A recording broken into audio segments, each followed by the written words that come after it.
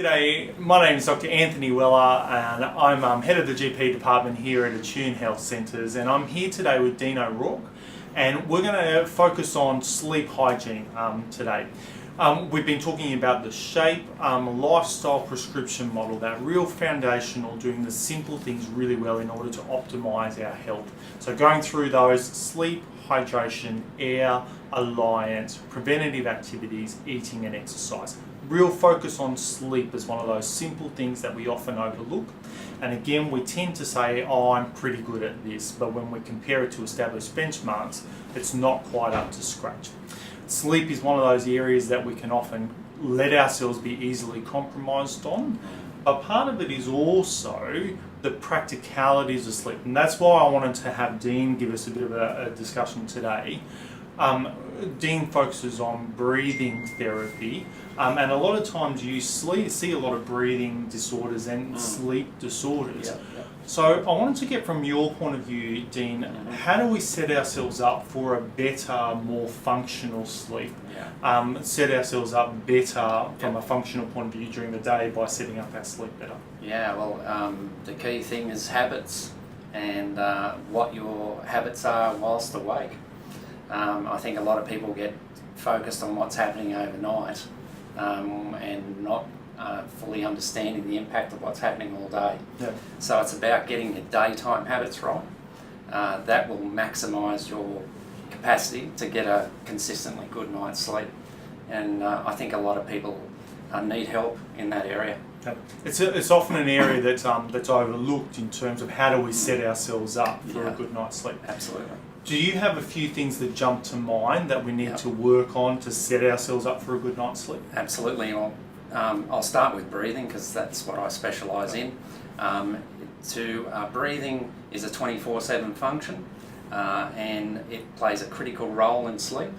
And what a lot of people don't understand is that the way they're breathing all day will have a significant impact on how they'll breathe when they're asleep.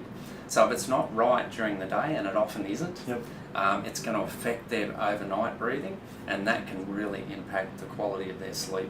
And then it becomes a 24/7 vicious cycle.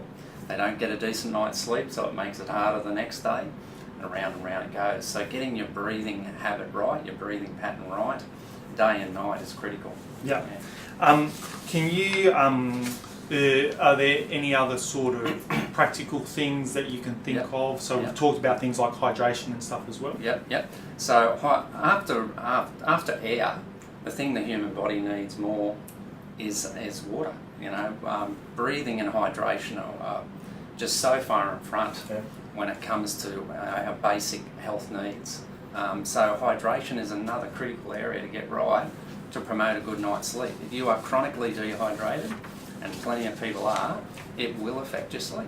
It's just the way it is. So addressing that issue and getting hydration levels right is going to promote a better night's sleep. What about our activities during the day? Is there any sort of physical things that we need to think out? Yeah, absolutely. We've all had the diet exercise message, but the reality is life is changing so rapidly.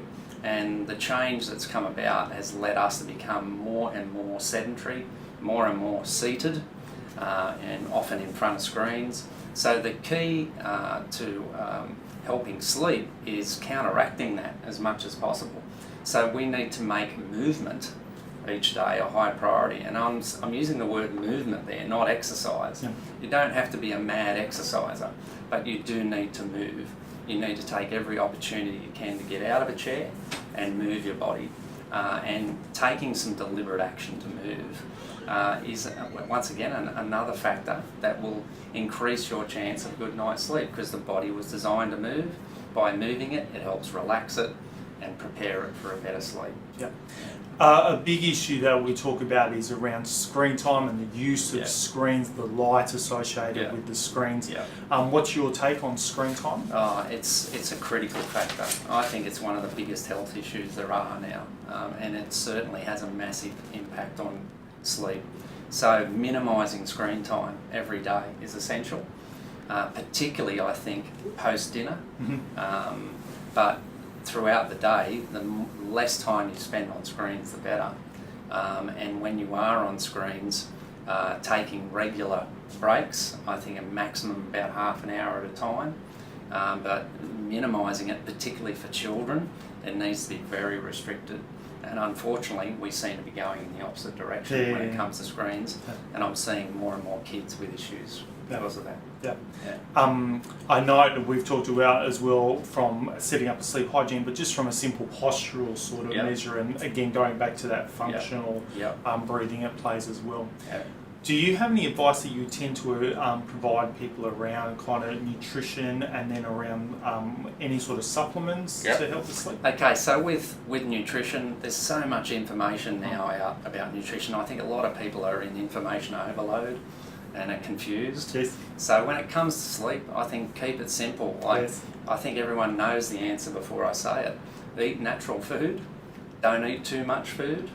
Don't eat too close to going to bed, and eat foods that promote an anti-inflammatory outcome, staying off the processed foods, and I think that just those basic guidelines once again help promote sleep, because our body was designed to eat natural food and not overeat.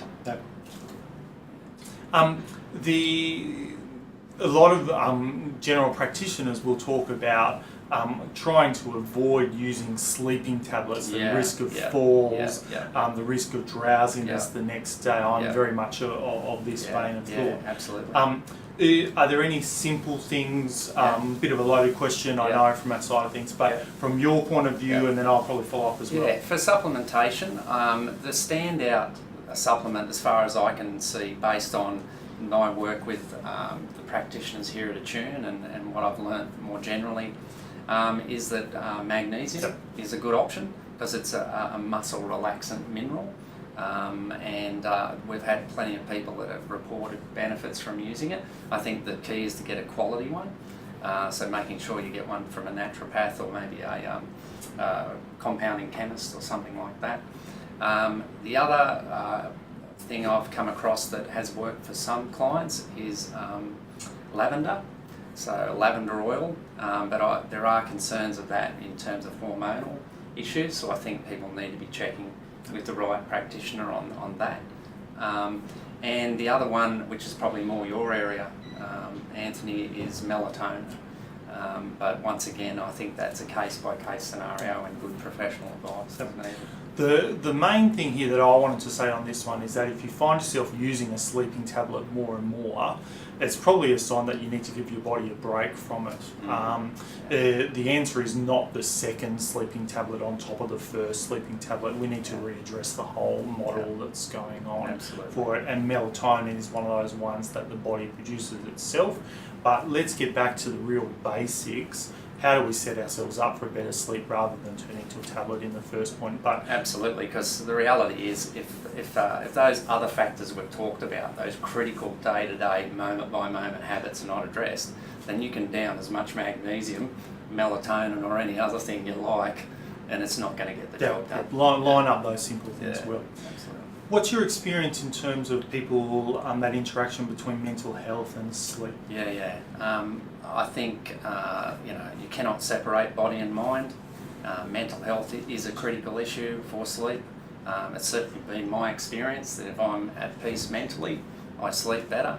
So it's an area that has to be addressed. But if you're not getting these other areas of habit right, it makes it very difficult to get your mental health right. So I think mental health needs to not just be seen in and of itself, but you need to understand that the more you get things right physically, the more you're going to promote mental health as well. And if you get those physical things right, particularly starting with breathing, then if you get those things right, then you're in a position to deal with mental health issues more readily if they need to be dealt with. And there's plenty of help available for that. And please refer to our session. We've done a session with Lynn Annewell as well, one of the psychologists here, about sleep hygiene on that. Is there any other take-home messages you want people to take away from about setting themselves up for better sleep? Light, plenty of light, light exposure, fresh air, I think that's critical, making sure you've got a well ventilated room, and then you need darkness for sleep. I think they're critical as well. But in the end, the take home message is look at your habits, get your daytime right, Yeah. then you can get your nighttime right. Thank you so much for tuning in. Thank you, Dean, for Nice. sharing your thoughts on this as well.